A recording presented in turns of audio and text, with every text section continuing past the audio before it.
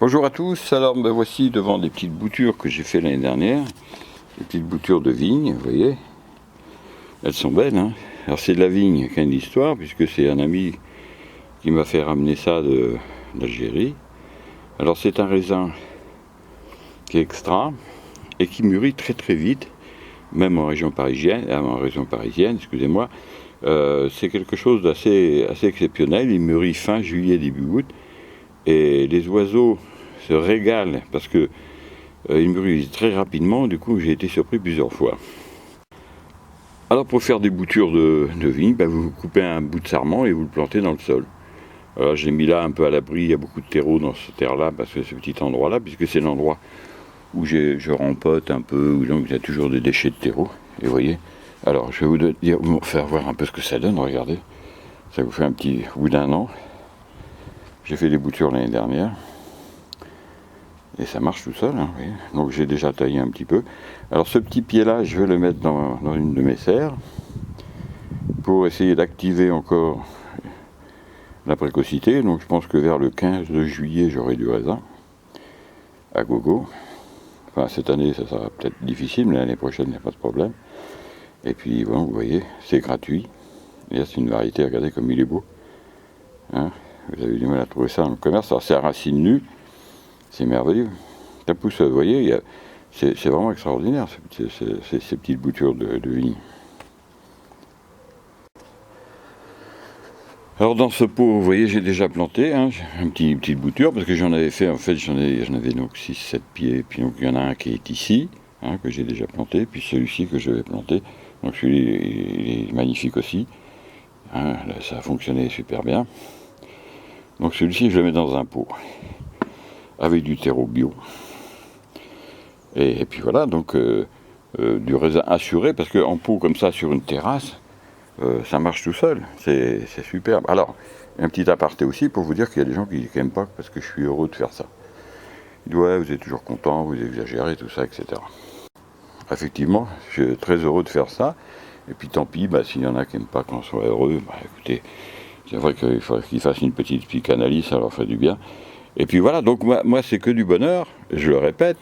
Et vous voyez, vous avez gratuitement chez vous autant de pieds de vigne que vous voulez, vous coupez les sarments pendant que vous taillez, vous récupérez des sarments des vignes qui vous plaisent, et vous les laissez pendant un an, et vous obtenez ça. Alors, il faut savoir que vous n'êtes pas garanti contre la fameuse maladie du phylloxéra, une importation américaine, parce qu'il n'est pas greffé, et vous risquez éventuellement, au bout de 7, 8 ans, 10 ans, d'avoir un problème. C'est pas sûr, mais ça peut arriver. En même temps, c'est pas un drame. Il vous suffira de repartir en bouture avec un pied sain, et puis donc ça marchera tout seul. Donc voilà, donc vous voyez, c'est simple. Alors bien sûr, une fois plantées, je les arrose. Alors là, celle-ci un petit peu moins, parce que c'était dans un pot qui était... Alors celle-ci par contre, c'est un terreau que j'ai acheté dans un sac. Donc je lui mets quand même pas mal d'eau. Et puis après, alors, si vous avez une terrasse, faites attention. Vous pouvez mettre des sous-pots, mais il faut faire attention qu'il n'y ait pas de l'eau en permanence, faut que l'eau s'écoule. Hein. J'enlève toutes les... Je vais vous faire voir ça. Oui, pendant l'hiver, je ne mets pas ces sous-pots là. Parce qu'en fait, comme il pleut régulièrement, votre pied de vigne, il est constamment les pieds dans l'eau. Et ça, il n'y a pas beaucoup de plantes qui aiment ça. Hein. Donc la pluie qui tombe suffit l'hiver dans la région parisienne où je suis. Et par contre, je les remets l'été pour faire une petite réserve d'eau. Voilà. Donc ces pieds-là, ils sont prêts. Hein. Et puis ça va pousser tout seul, tout simplement. On verra ça, les résultats, très rapidement. Alors cet été, du raisin, ça peut arriver. Peut-être avec le gros, qui a peut-être plus de réserve. Alors je laisse, là celui-ci, il n'a qu'un rameau. Mais j'ai laissé plusieurs bourgeons. Pourquoi on ne sait pas. A priori, il y a 3 ou 4 bourgeons qui font fonctionner, mais parfois on est surpris d'en voir un qui ne fondit pas. Alors après, je vous renvoie à la taille de la vigne sur mes blogs, parce que je laisse qu'un rameau à la fin, au final, à partir de début juin, je laisse qu'un rameau. Idem pour celui-ci.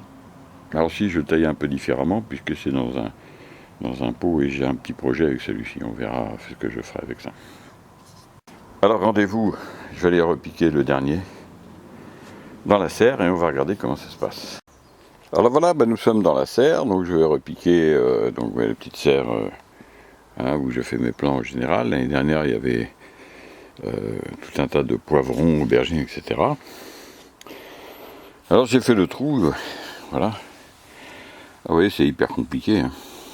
Il faut un diplôme. Voilà, alors vous faites un trou et vous posez les pieds de vigne, comme ça. Et puis vous mettez de la terre dessus.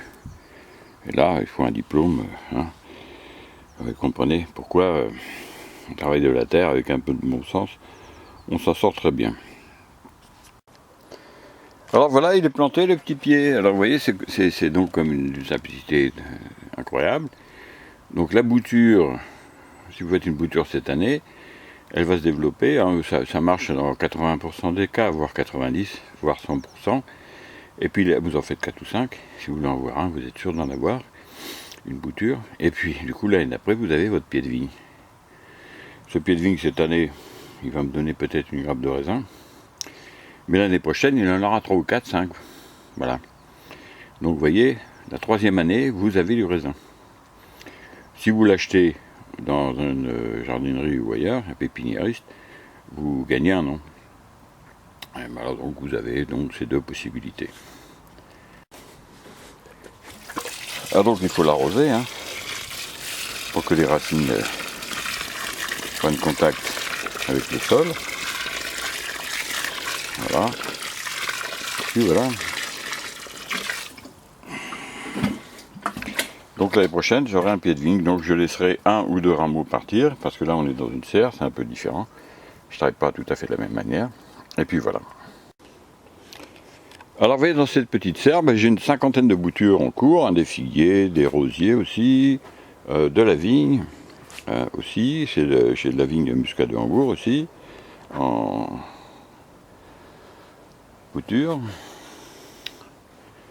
J'ai des myrtillers, des kiwis, etc., etc. Et puis ce petit pied de vigne que je viens de planter. Donc il y a dans cette petite serre, en plus des récoltes que j'ai fait l'année dernière, donc vous voyez, une pépinière en fait. C'est pour ça que c'est très intéressant d'avoir une petite serre.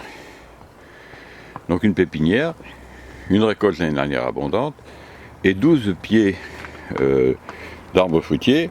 Il y a même encore ici un petit pied de vigne, une bouture que j'ai fait quand j'ai planté. Vous voyez, quand j'ai planté celui-ci, c'est du raisin Aladin qui est très bon. Et puis, donc, comme je l'ai taillé, j'ai une petite bouture qui a pris. Je ne sais même pas où je sais pas où je vais la mettre, enfin je vais voir ça.